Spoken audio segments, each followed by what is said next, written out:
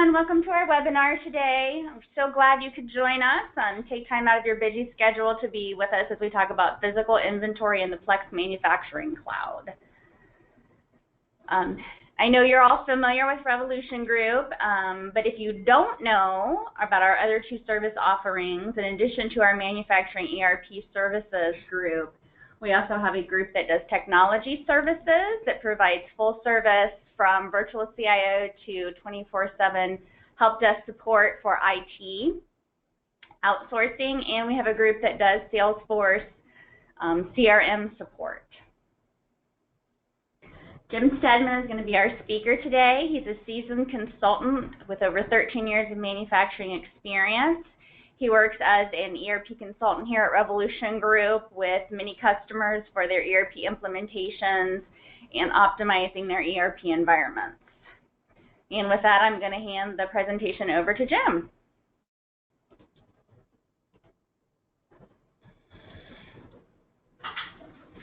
Good.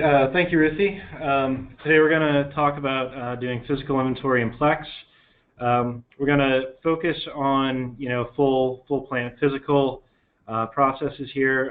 Although within Plex, as I'm sure many of you are familiar, we leverage the cycle count applications and just kind of scale that up for a full physical plant physical inventory.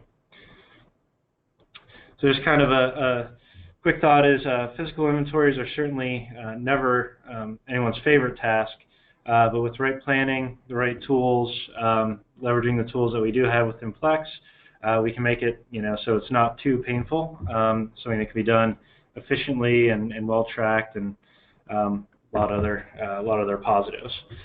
So as we think about doing physical inventory, we want to largely focus on preparation. Proper preparation enables it to be, completed with as little pain as possible, efficiently, and gets the results that you're looking for in terms of an accurate inventory, certainly accounting metrics for inventory adjustments, unaccounted for containers, etc.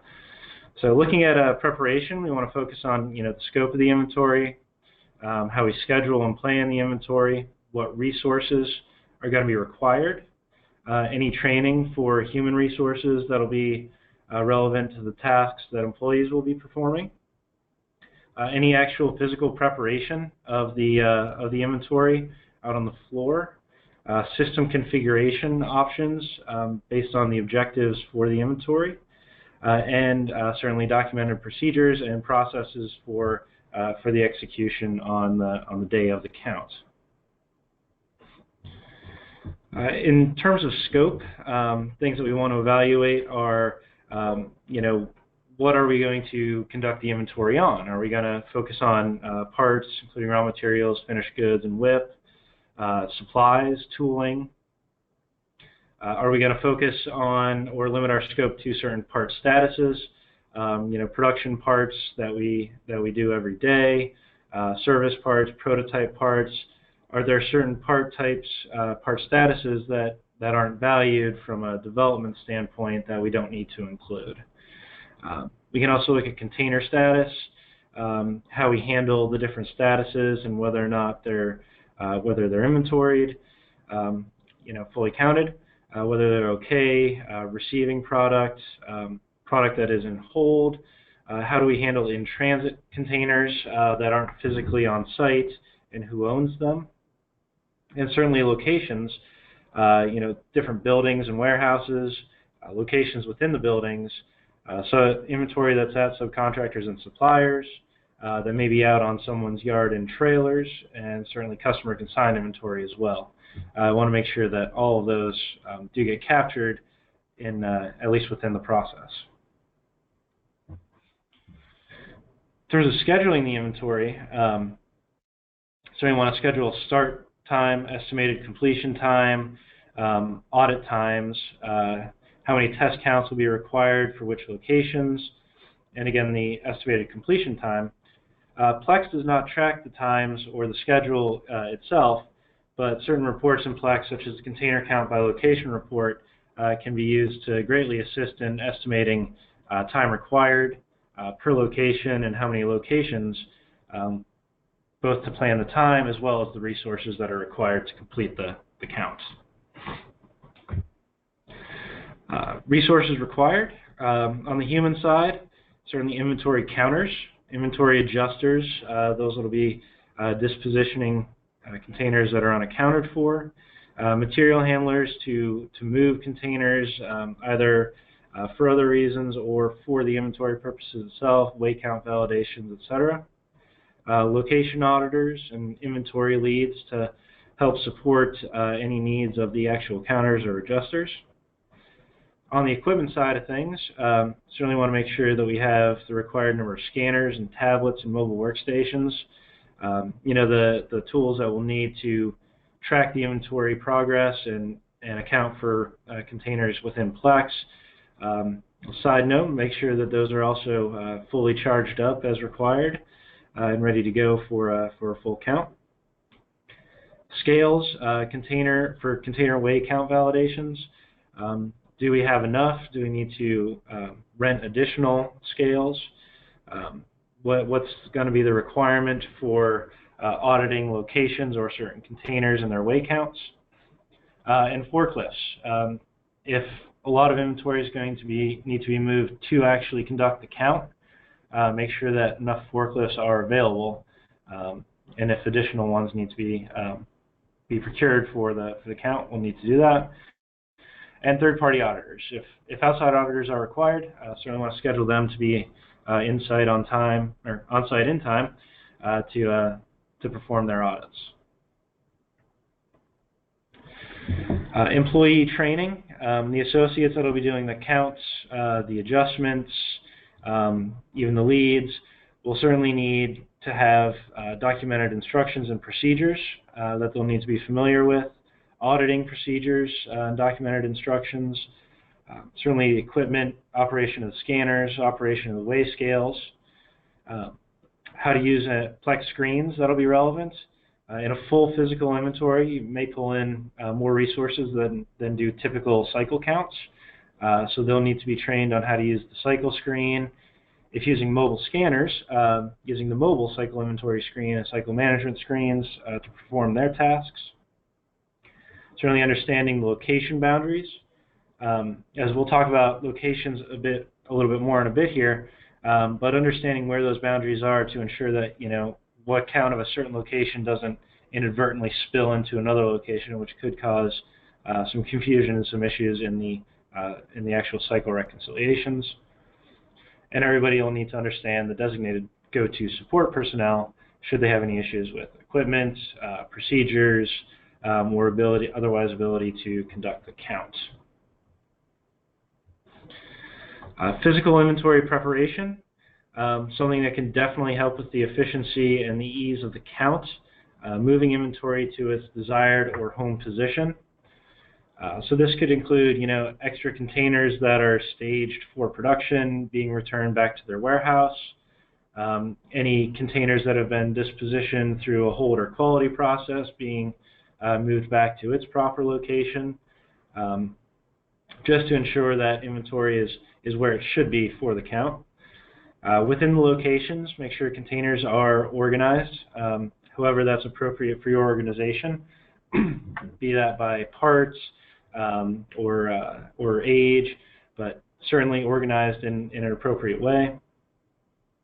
Ensuring that container labels are accessible. If pallets of containers are sitting next to each other and labels are on the sides, they can certainly be hard to access for the scanner, so we want to make sure that those are turned outward. Any empty containers that are found in the plant, remove any old labels from those. They could be inadvertently scanned and reactivated when you don't want that and be accounted for. And any containers that have multiple labels on them, oftentimes one of those labels may be obsolete, old, inaccurate. Want to remove those or otherwise cover them or mark them out to make sure that a container isn't inadvertently accounted for as an incorrect part, incorrect quantity, or otherwise inactive inventory. And then the location barcodes, want to make sure that those barcodes are accessible. just drives efficiency and being able to scan the location quickly and then start scanning the containers that are in the location to get location counts going quickly. In terms of system configuration, want to look at locations. We want to make sure that the locations are both identifiable and granular. By identifiable, mean that based on the name of the location, people can understand where they are and can easily match it when they arrive at that physical location. And granular, we mean that we don't have too many containers, ideally 100 to 150 containers per location, so that we can typically specify what we would expect to find in there. We don't have too broad of a list of maybe parts or items that are in that location, and we can process through that location in a reasonable amount of time. We want to consider cycle types. Are we going to do a simple container validation count, or are we going to do a container and quantity validation count where each container will have to check the quantity? Will we use pre-scheduled cycles, either manually scheduled or automatically created through Plex? Or will we do unscheduled cycles on the fly, which we can leverage on the mobile devices? And how do we want to handle unaccounted for containers? Will we retire those containers in their existing location, or will we move them to a retire location where they'll actually remain active, but we can review and disposition each container individually before we complete the cycle? And lastly, security roles and permissions. We'll get in a little more detail on these in a little bit, but certainly need to make sure that the associates involved in the count have the necessary security to perform their tasks. In terms of locations, as I mentioned, we want to make sure that the locations are both identifiable and reasonably granular. And in the first example here, Papa Bear has defined his entire plant as a single location for his inventory. That's certainly going to contain a lot, probably thousands of containers. It's a lot to process through in a given cycle, and it doesn't give a lot of identifiability of what you would expect to find within that location, or how much there might be of that. Mama Bear, on the other hand, has defined her inventory very granular, very, very detailed. In this case, looking at the length of the description on the locations, I might expect that maybe only 1 or 2 pallets or 1 or 2 containers would fit in each location. That just drives the number of cycles up, even though each cycle may only take a few seconds. It doesn't provide a lot of efficiency that way either. Baby Bear has kind of gotten in the middle.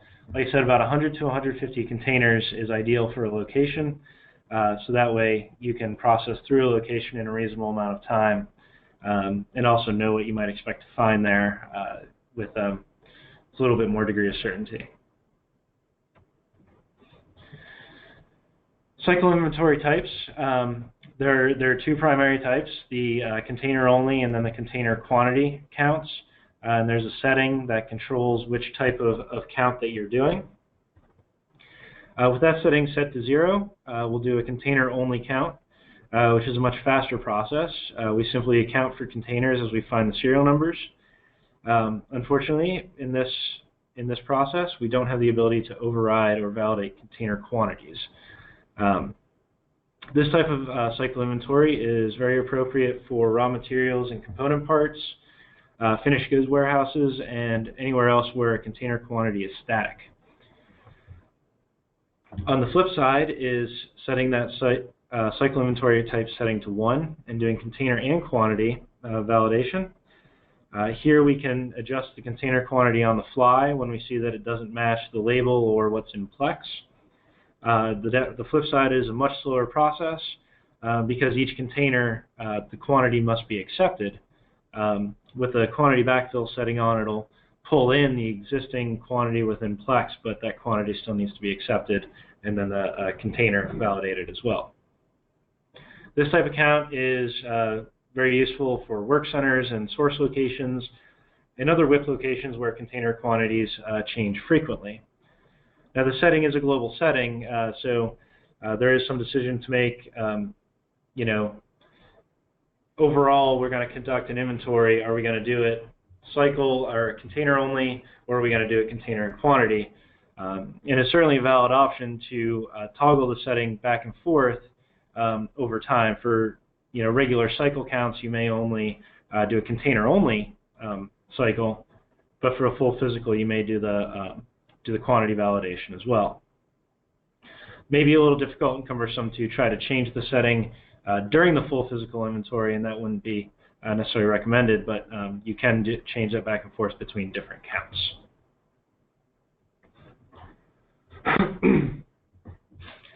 We can manually schedule cycles, and for a full physical inventory, we can manually schedule cycles for each location in advance. That just creates a cycle record before the count is started. We'll be able to see a list of the locations and the cycles, and we can start and work our way through the locations that way. Plex also has the ability to automatically generate cycles. There are a few settings that control how that is done, but it's controlled by the location and what frequency you have that inventory location be set up to cycle. These cycles will automatically generate, and they'll be available for employees to cycle count on that weekly or monthly, however you set it up, that cadence. And with like I said, with the mobile scanners, we can actually use a mobile screen to create a cycle on the fly. In doing a full physical, this can be done by simply going through each location and starting a cycle and completing the cycle on the scanner. From that, we can actually monitor the progress on the location cycle status report. We'll be able to see all the locations in the plant and whether or not a cycle has been completed on them. And that'll work with the pre-scheduled cycles or with the on-the-fly cycles being used. You want to remember, though, that all locations will need to be cycle counted when doing a full physical. Even if we don't physically see a container in a location, it must be cycle counted in Plex, because Plex may have a container in that location that shouldn't be there. We also want to make sure that any location that exists in Plex, we do physically see out on the floor to ensure that there is or is not inventory in that location.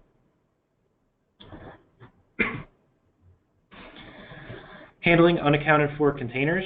There are two options, and it is again controlled by a setting.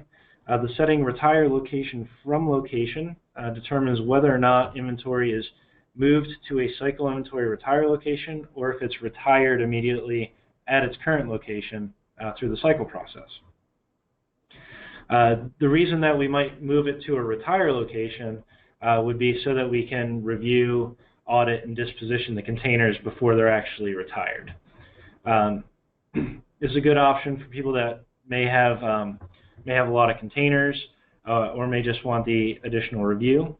But simply on a certain location in the location list, just have to toggle the cycle inventory retire location.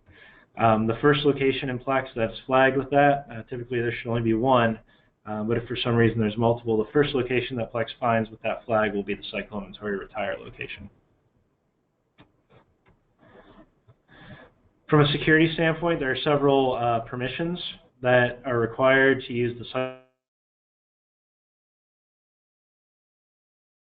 Some of these permissions you may not want all of your employees to have all the time. So what a lot of companies will do is they'll create a couple of security roles, in this case a cycle lead and a cycle resource. They'll assign the relevant permissions to those roles, and then during a full physical, the additional associates that are used to conduct that physical will be given the appropriate security role for that period, and then those roles can be removed from the users if they're not needed after that.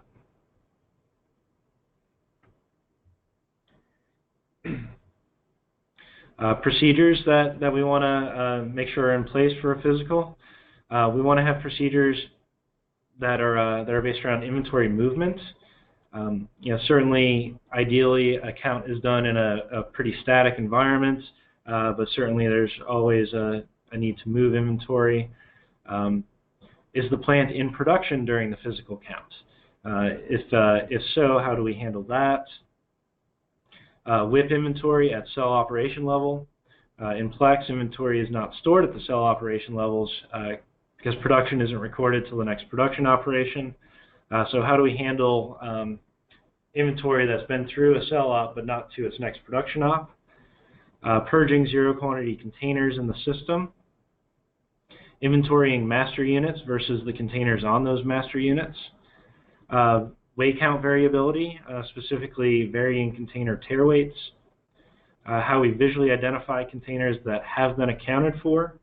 How do we disposition containers that have not been accounted for? And how do we monitor the progress?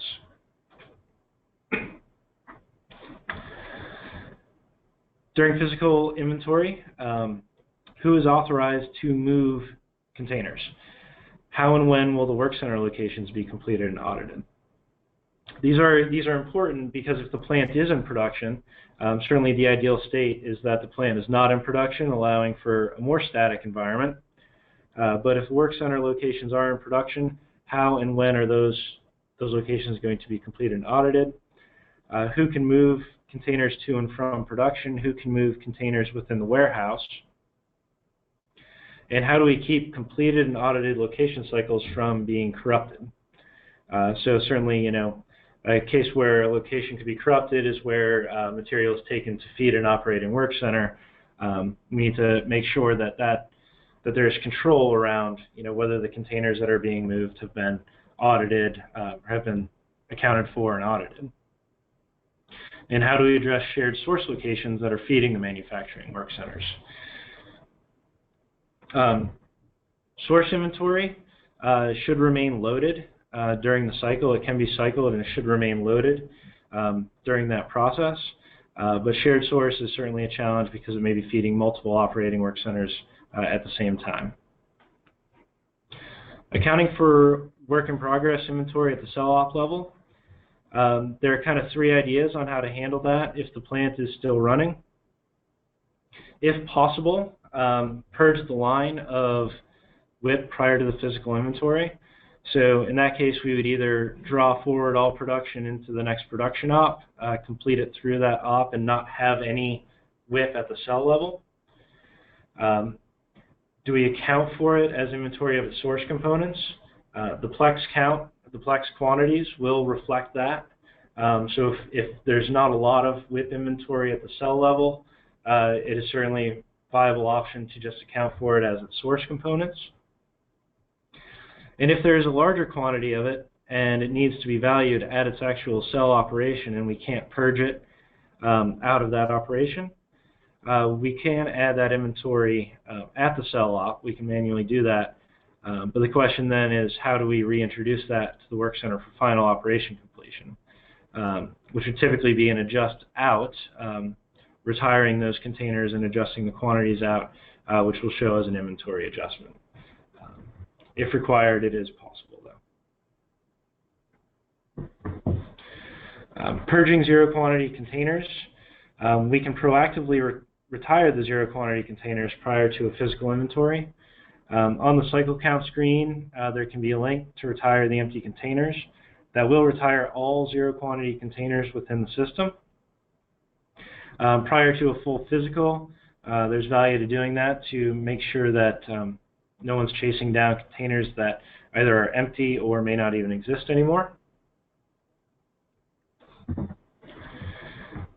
In dealing with master units, we can inventory master units, or we can require each container on the master unit to be inventoried. If we do allow the cycle counting of masters, there's a setting that will enable a pop-up message that prompts the user to confirm the quantity on the master unit to give an extra validation that all the containers on the master unit are accounted for.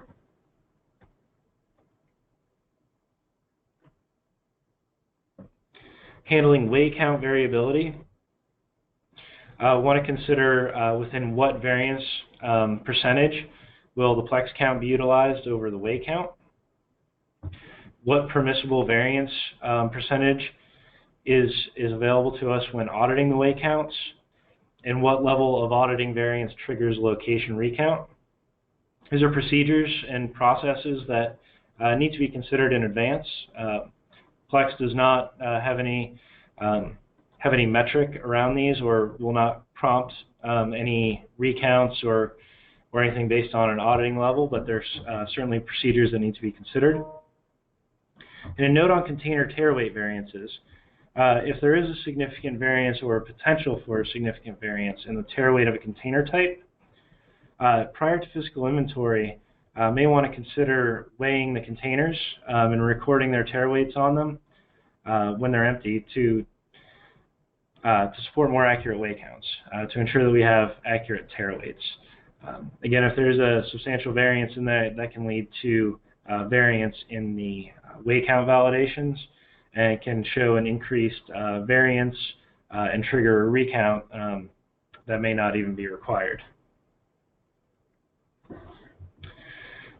We want to consider how we visually identify accounted for containers. Purpose of doing that is to make sure that people understand what container has or has not been accounted for. If we see variance at the end, we can look in a location and identify which containers were accounted for quickly and see if any were potentially missed. It also alerts material handlers and, again, if the plant's in production, to determine whether or not a container was accounted for prior to it being moved. And then dispositioning the unaccounted for containers. Want to consider which method we're going to use to handle these containers. Are we going to retire them at their current location, or are we going to move them into a cycle retire location? Determine who is responsible for reviewing those containers and dispositioning them, and when we will actually disposition them. Of course, if we retire them at their current location, when the cycle is completed, they'll be retired. If we use the cycle retire location, we want to determine what time frame the containers in that location will be handled. And then from that, how are we going to handle the containers in the retire location? We can actually process a cycle count fairly efficiently on that location. And since it already is a cycle retire location, it will retire the containers. We can also use the inventory mass update to retire them. After the count is completed, on the complete or on the cycle screen, you can click complete, and it will actually close the cycle. It'll either move those containers to the retire location or retire them. And currently in testing at select customers, there's a new enhancement that should allow for a greater number of containers to be cycled at once. Currently, more than 1,000 containers will oftentimes time out. It'll help allow shared source to remain loaded and available for work center depletion, and it'll give greater visibility to the completion status of cycles. So that complete button executes a few different things in Plex to update inventory, to update the cycles. It'll give a little better visibility to which stage of that process the system is at.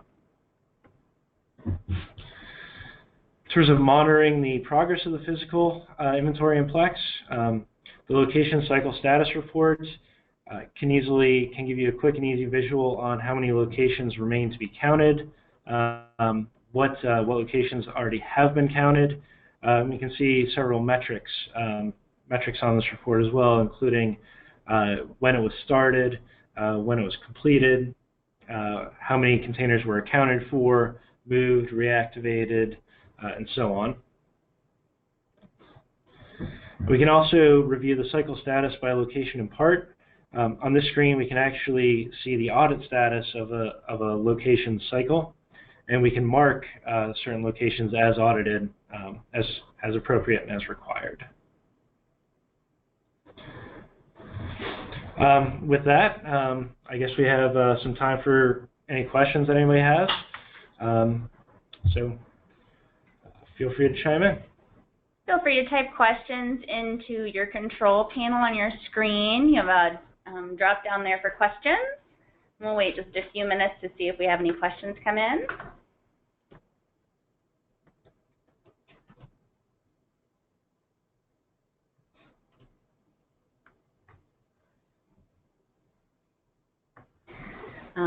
How do you add inventory that does not have any label but needs to be counted? If it's unlabeled, you know, I'd say the first option would be to otherwise complete the cycle and identify if there are any containers that are unaccounted for that match that part. Certainly try to match as best as possible part, location, quantity, and try to determine if one of those containers that's in Plex matches the physical container found on the floor. If you cannot match that and cannot reconcile the other unaccounted for containers, ultimately we would have to add that inventory as an add inventory function, and then we could include that in the cycle before the cycle is completed.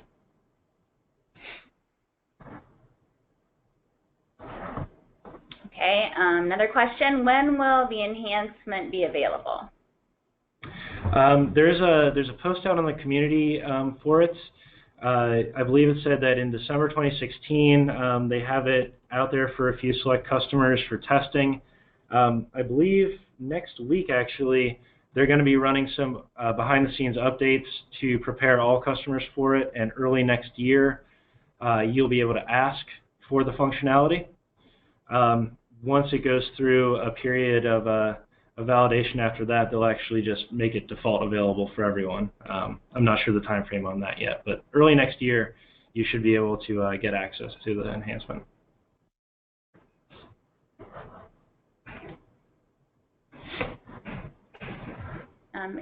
How do you handle subcontract inventory during a full physical?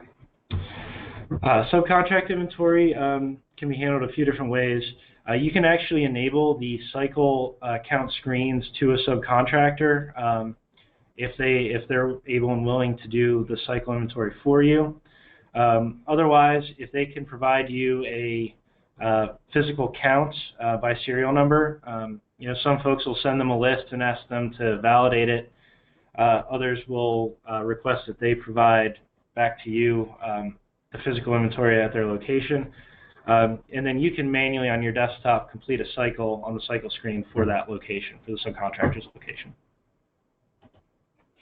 I have a couple questions about the presentation. Yes, we are recording it, and we'll have the link to send out to everyone who attended here in a couple days, so you should get an email from us. It will be available through that link on YouTube. We won't be posting it publicly, but we'll be able to access it through the link that you'll get in your email.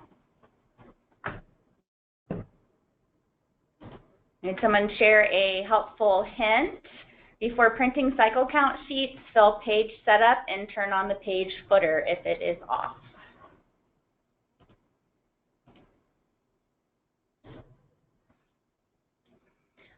Question, what is the best way to see the financial gain or loss of physical inventory? Is there a report that shows this at the parts level? There are certainly reports that provide feedback on the cycle accuracy. I'd say the inventory adjustment report right after completion of the physical would probably be the best place to look at, you know, adjustments that took place from the physical.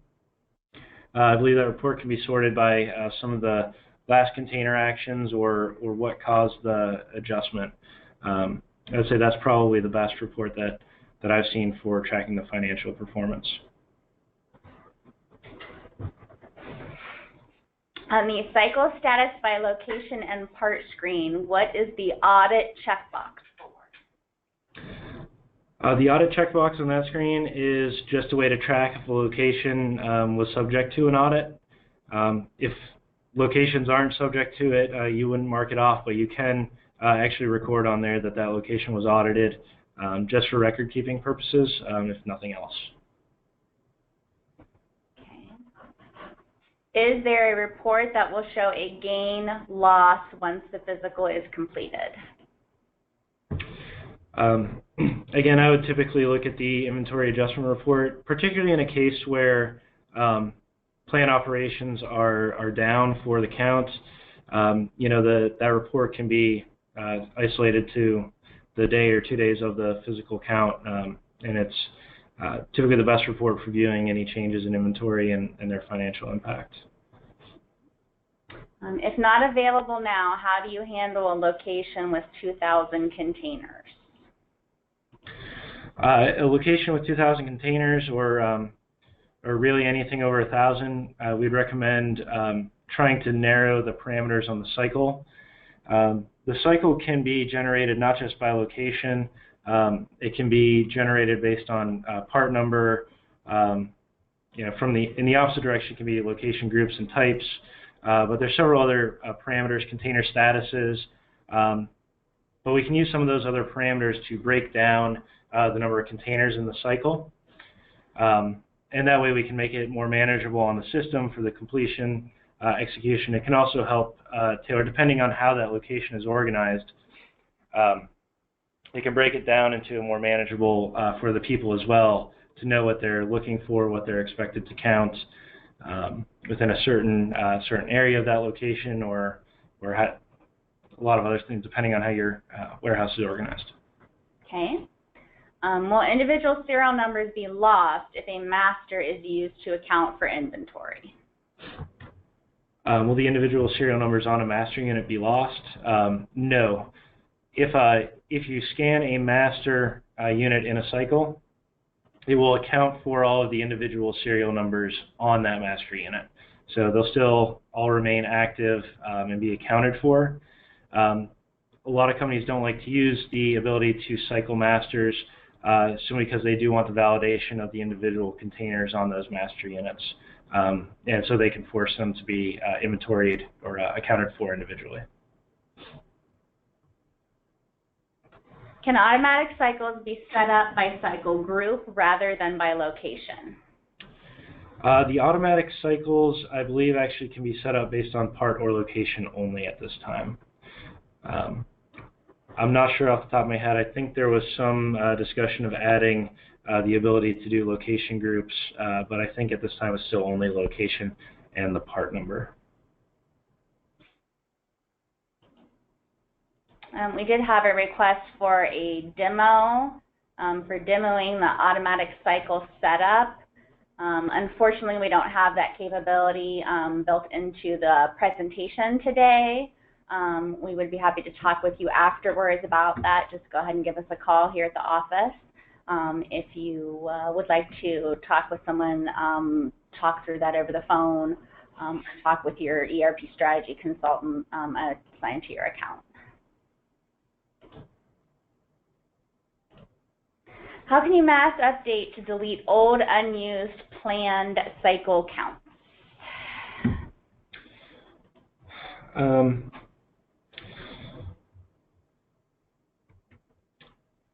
I think old, obsolete cycle counts just have to be manually canceled.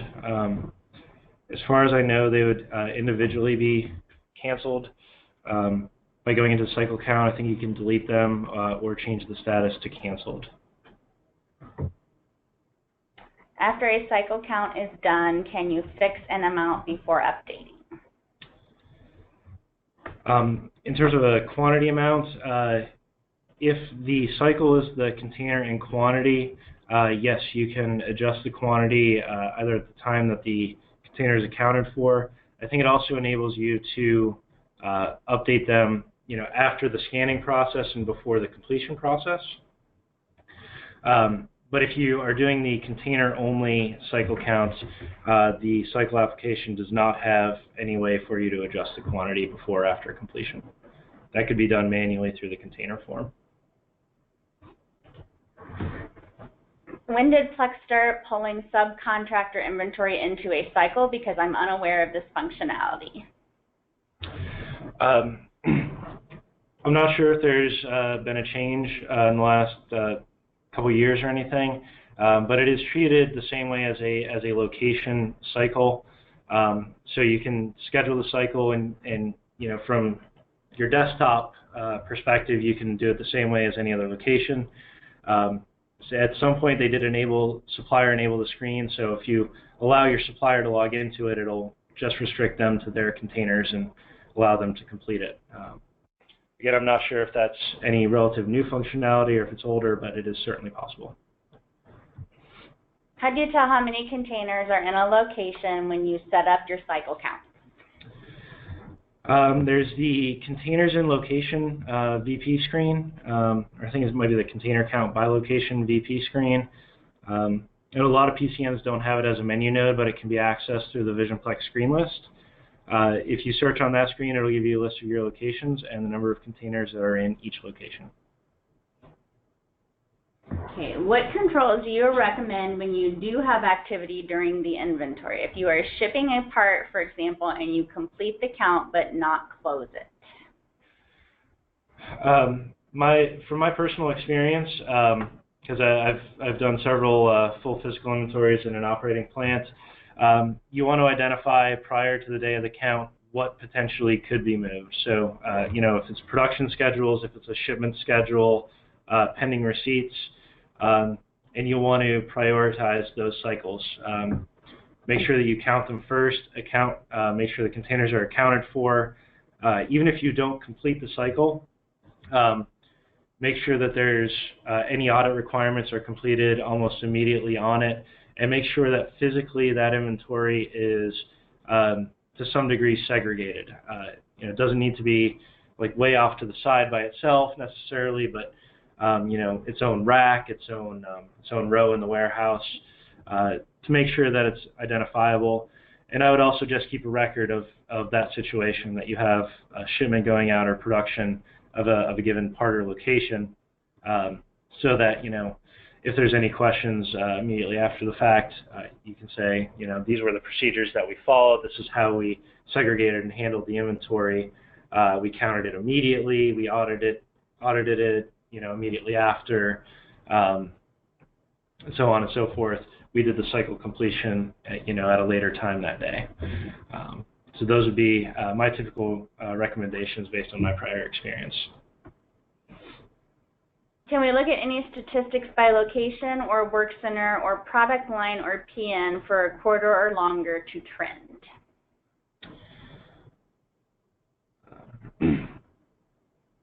I'm not sure what reports out there will show a true trend. Probably not great for that. I know the inventory adjustment report, again, it'll show you certainly the activity on a given part or location over time. Some of the cycle reports I know do show the metrics for a given cycle. It's possible that we could also be able to see previous cycles and look up cycles over a certain location over a period of time on that. I'm not 100% sure that I can answer that very well for you at this moment.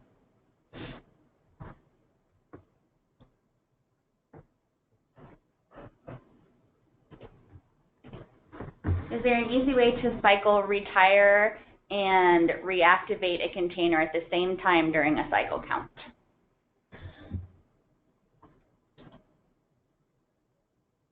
In terms of an overall cycle, the cycle process will reactivate any containers that were scanned but not active in the system, and it'll retire or move to the retire location any container that you don't scan.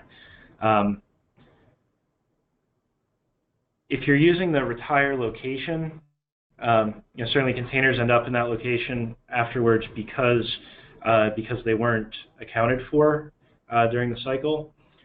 In that case, if you perform a cycle count on the retire location and you physically audit what's out on the floor and you find a container that was missed, if you scan it, if you account for it, that container will not be retired.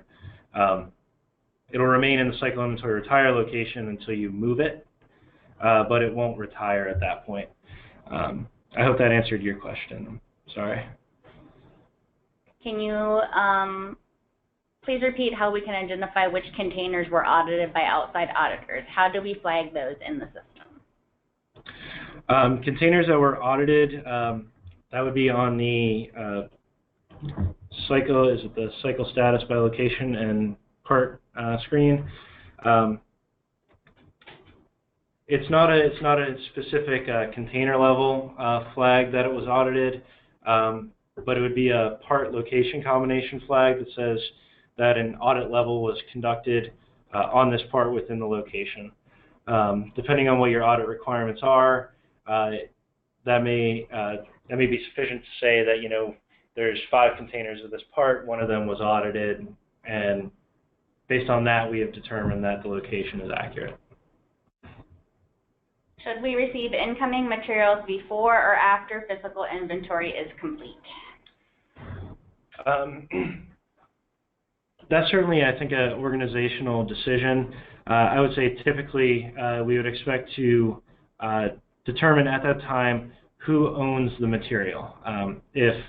If you own it, you would probably want to receive it and cycle count it for a full physical. If your supplier still owns it, or any other entity still has that ownership, then it really doesn't matter. I would say probably not receive it in that case. Typically the receipt generates the ownership on your side. But there are a few different Plex processes in terms of consigned inventory that can vary with that, but typical recommendation would be to determine who owns it, and if you own it, count it. How can you delete any old cycle counts that are still in a planning status or planned status? You can go into the cycle inventory screen. You can click on the cycle count. There's a delete button up there. There's a permission that's required for the ability to do that. Do you have any information about what changes, improvements are included in the upcoming enhancement? There's not a lot of detail on it right now. One is to improve the way that shared source is handled to make sure that it remains loaded and available for work center depletion, not just for, you know, the point in time where it's cycled, but, you know, the next day if the plant comes back up, making sure the inventory is still loaded. The ability to cycle additional records over 1,000 is one thing. There's also some comments on the community about basically being able to leverage this smaller enhancement for additional enhancements down the road based on what for some of you guys and other companies have been asking for from Plex in the cycle count application. So I think it's honestly largely to help leverage that down the road with future enhancements, but the ability to see that a cycle is in its completion process, and the ability for shared source to remain loaded, and the additional containers per cycle are the big features available right now, or coming available, I guess, right now in the immediate future. Okay. Any more questions? I don't have any more popping up in my question queue. So wait just a couple seconds here to see if any more come in.